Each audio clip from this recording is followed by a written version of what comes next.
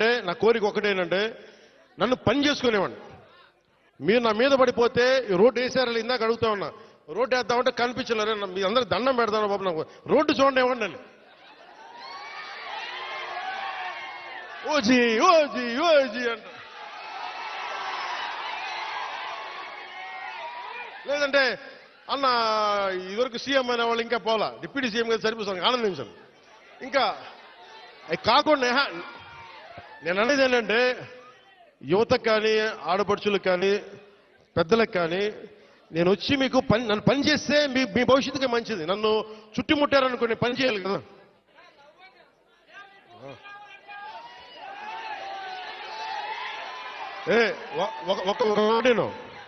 ఒక మాటేనండి. ఉత్తరాంధ్రలో మీరు తెలుగు నేర్పించిన నేల ఇది, వాడుక భాష నేర్పించిన నేల ఇది, తిరుగుబాటు అంటే నేర్పించిన నేల ఇది. అంటే మనల్ని ఎవరన్నా దోపిడీ చేస్తుంటే ఎదురు తిరిగే నేల ఇది.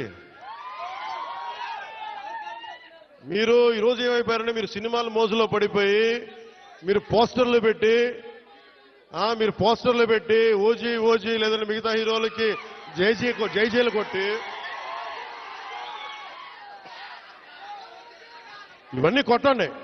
కానీ మీరు కనుక మీ జీవిత బాధ్యత ముందుకెళ్ళారు. మీరు మాట్లాడితే అన్నా మీసం తిప్పు అంటారు. నేను మీసం తిప్పితే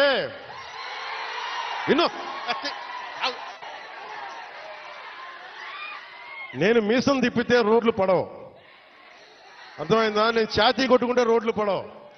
నేను వెళ్ళి ప్రధానమంత్రి గారికి దండం పెట్టి ముఖ్యమంత్రి గారి దృష్టికి ఆ సమస్య తీసుకెళ్తే రోడ్లు పడతాయి. అందుకని మీసాలు తిప్పడాలు ఛాతీలు కొట్టుకోవడాలు నాకు చేతగావు. పని చేయడం తెలుసు, నాకు పని చేయనివ్వన్నాను. అందుకని మీ అందరికీ మరోమారు ధన్యవాదాలు చెప్పుకుంటూ